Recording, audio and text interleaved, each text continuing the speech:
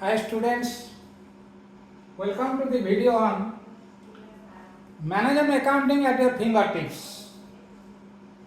We have already discussed in the previous 6 videos the liquidity ratio, long-term solvency and leverage ratio, efficiency ratios and profitability ratios. In profitability ratio we already covered profit ratio in relation to profit or income.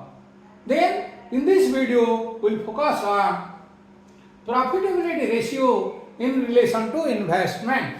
All of you know overall profitability or efficiency of a business can be measured in terms of profits related to investments made in the business. They indicate how efficiently a company is generating profit and value for shareholder. Before discussing, I am again reminding all of you that there are two types of statement. One is position statement, that is balance sheet. Position statement, that is balance sheet. Second one is income statement, that is profit loss account. Income statement. So according to Companies Act 2013, the balance sheet of a company is prepared in a horizontal form. Previously it was in horizontal form, so in 2013 the amended, it is in vertical form. In vertical form, first comes liabilities and equity. Liabilities and equity. Under liability and equity, we will consider shareholders fund. So shareholders funds includes equity share capital, preference share capital, plus reserve and surplus. Then long-term loans. Long-term loans includes long-term loans are debts. It includes debenture holder, that is loan from financial institution, then short-term loan, short-term liability, short-term liabilities. Then comes the assets. So you know accounting equation tells us asset is equal to liability plus capital. So under liability plus capital is asset. Under asset, one is non-current asset. So non-current asset is your fixed assets and intangible asset. So fixed asset is land and building, plant and machinery, furniture, fittings, etc. Then under intangible asset, goodwill, patents, copyright, trademarks. Then comes the investment. Suppose it is in the business, then it is under current assets. If it is investment outside the business, it will not consider as a part of capital employed. So investment outside business. Then comes fictitious assets. Fictitious assets. Fictitious assets. Then under income statement, first you should know what is sales. That is revenue generated from business. That is sales. That is net sales less cost of goods sold.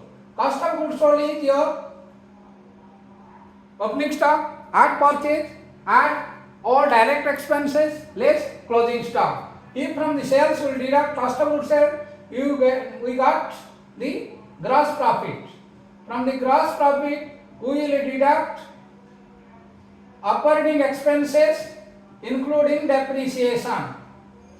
Operating expenses including depreciation. Then from gross profit we will deduct the operating expenses including depreciation, we will get operating profit. That profit is known as net profit before interest and tax.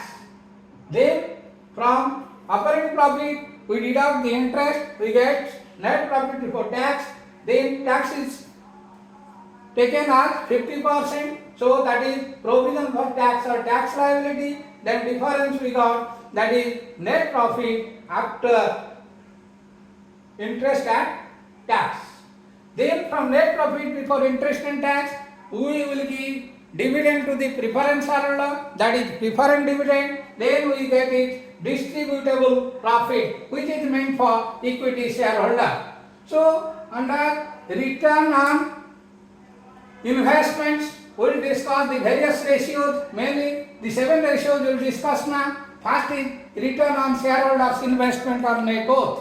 All of you know that net profit after interest and taxes, that is net profit after interest less tax 50%, that is provision for tax, if nothing is given, then we will get net profit after interest and tax. Then we divide shareholder fund. Shareholder fund you know, that is equity share capital plus preference share capital plus reserve and surplus.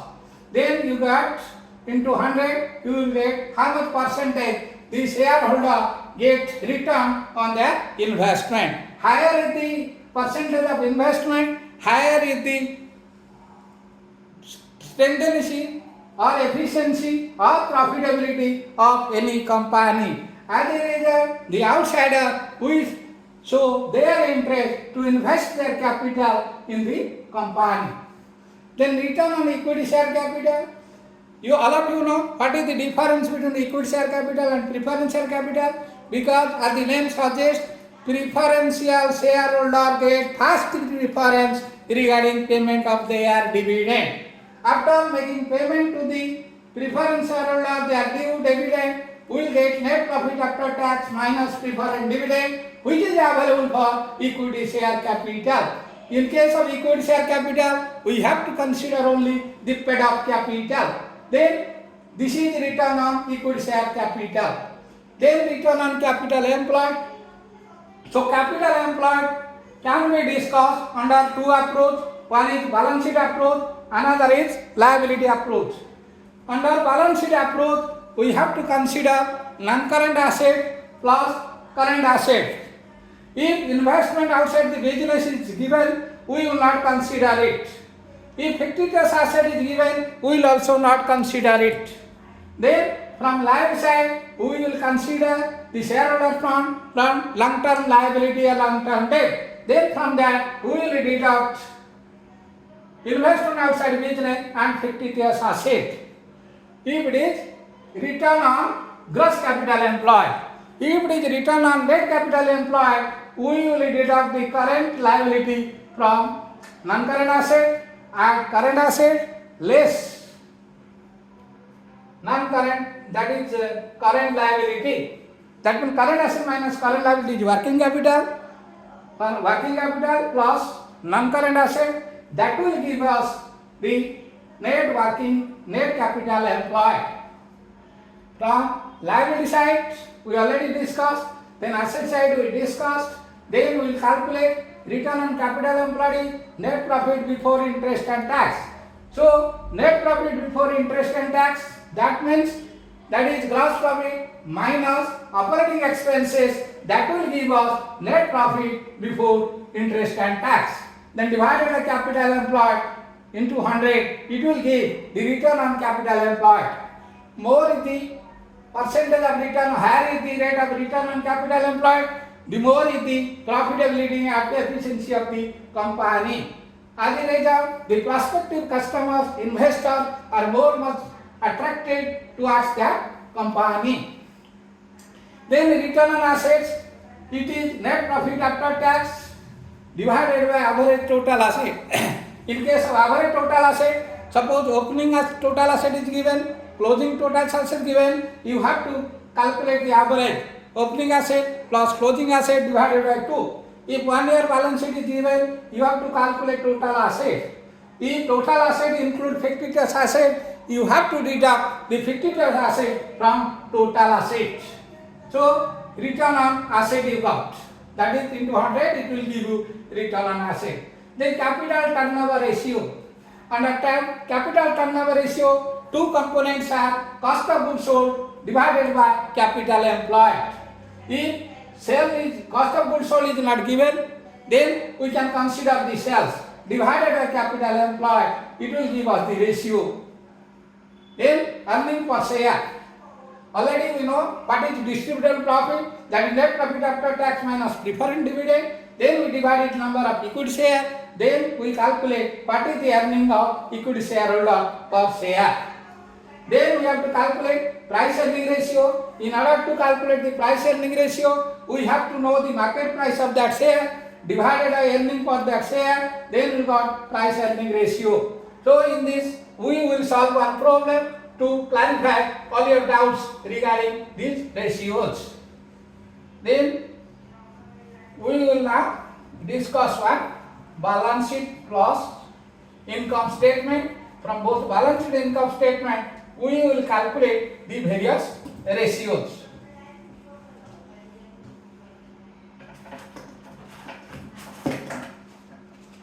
It is given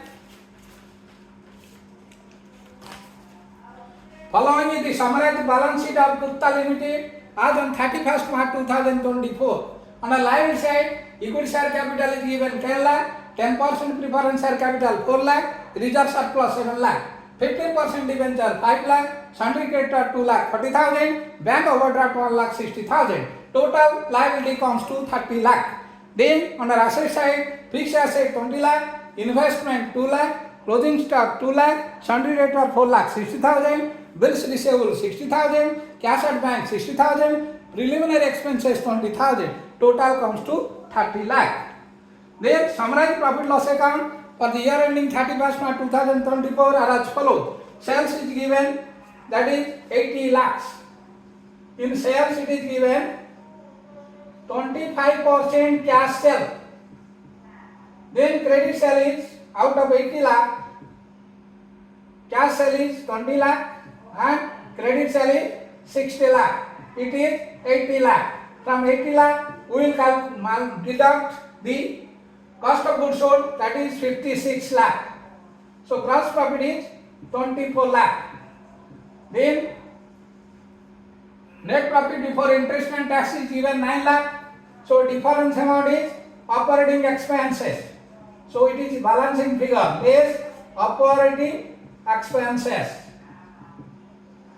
Then operating expenses including depreciation. Then from 9 lakh, this is net profit before interest and tax. Net profit before interest and tax.